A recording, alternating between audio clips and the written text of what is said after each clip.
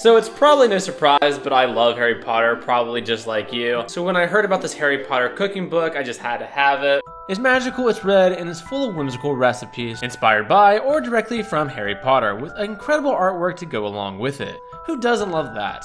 Today's recipe is going to be Dragon Tartare, or steak tartare since dragons don't exist, from Professor Slughorn's Christmas Party. Dragon Tartare? Oh, I find the key. Just as well.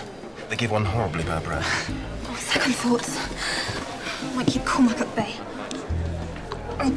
As you can see, it's actually a Christmas cookbook, but there's a lot of recipes in here that can be cooked pretty much any time. So we're starting off in this book with something pretty bold. We're gonna be making a steak tartare. If you've never had steak tartare before, it's what I would describe as a fancy starter appetizer that has raw filet mignon or beef tenderloin minced up with a bunch of really good additives like capers, Dijon mustard, parsley, all these different herbs and all these different great flavors that just come together. And you usually just scoop it up with like some really fine potato chips. If you're worried about it being raw, I'm looking at you, Gordon. The f***ing boss is f***ing raw! I know a lot of people find the idea of eating raw meat very questionable, but I've had steak tartare before and it's pretty incredible and worth it in my opinion. It's something that's very light, very breezy, very delicious, full of flavor, and it's unlike anything probably you've ever had. But we might as well just get started because I don't want to waste your time. That's just not the right thing to do. In the kitchen, you want a nice flow to everything. So what I'm going to do is I'm going to actually start by prepping all these like smaller ingredients so that I have everything ready to go. Because who wants to really be stressed while cooking? It's supposed to be most of the time it's supposed to be a relaxing thing. We all know that's not always the case, but at least we strive to do it. All right, let's get into it. Let's get electric. So we need to prep like we've never prepped before. The shallot picked a bad day to exist. Man, do I love shallots. You guys excited yet or what? It's okay if you are. I mean, this dish could possibly change our lives. You never know. I'd be lying if I said I'm not jealous of what they got to eat over there in the wizarding world. Absolutely bonkers of what they were eating at Hogwarts. I mean, when I think back to all the food that I was eating in high school, they must have had like an unlimited budget, but I guess that makes sense. I mean, it is a magic school, which really begs the question, was money even an issue for wizards? And if so, why were the Weasleys so poor? I know this question has been beaten to death over the years, but even so, the Weasleys were thriving. I mean, they owned all that land and their house was like super cozy. So back on my prep work grind. I've got some chives here ready for the slaughter.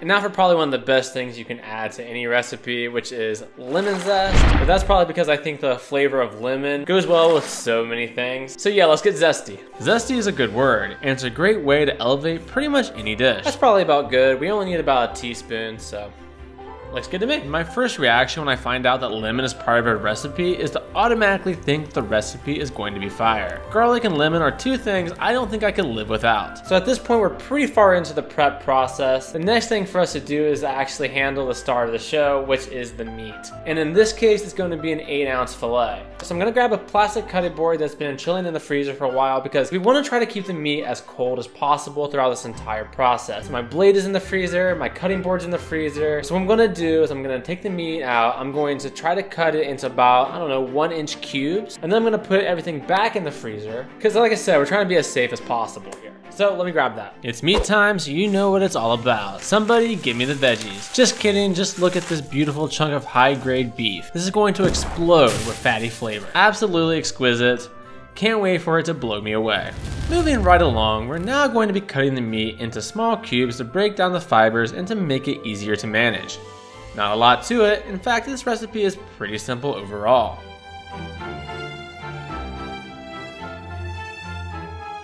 So the meat is prepped for the most part, so the next step is for us to get it into the freezer while we also prep everything else. So while that's chilling in the freezer, we can go ahead and work on our, what you would call maybe a marinade. It's just gonna be a combination of a lot of things we've already prepped with a little bit of spice, oils, and vinegar. The typical marinade for a tartare doesn't usually use wasabi paste, but this isn't a typical recipe after all. No, this recipe is fit for the best school for young wizards in the tri-state area. Until the Hogwarts kitchen disappoints me, I will continue to put my faith in it. Just like I'm putting all this oil down into this wonderful combination of flavors and ingredients that we have prepared. This marinade is going to be refreshing, crisp, electric. If it gives me chills with every bite, so be it. Our jobs at this point is to do what the marinade says and make sure that it's well combined and oily enough.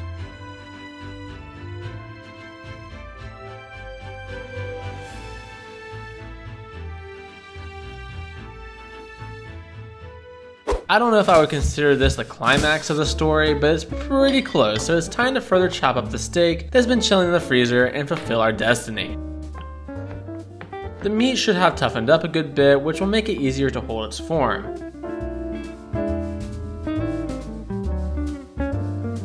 Once we have accomplished this task, we can finally introduce the meat to our marinade. Will they be best friends like Ron and Harry? It's tough to say at this point, but if we have done everything right, we have a shot here. So on to the remaining couple of steps. We need to make sure everything is combined, and to do that, we're going to get an egg yolk into the bowl to help everything adhere to each other.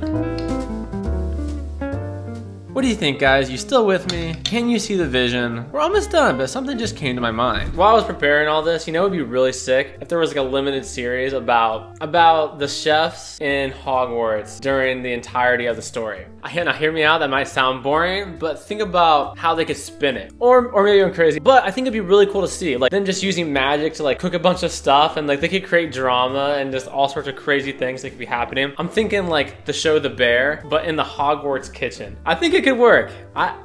I think it could work. Everything is prepped, so now we need to plate it on up on a very cold plate that has continued to remain in the freezer until now. Not a lot to this part, we just need an additional egg yolk on top here because that is tradition, chives for garnish, and some little toasted baguette slices that I had bought pre-made from the store. All right, it's done. I'm gonna jump right into tasting it because you kind of gotta eat this thing fast. So, to me, this looks fantastic.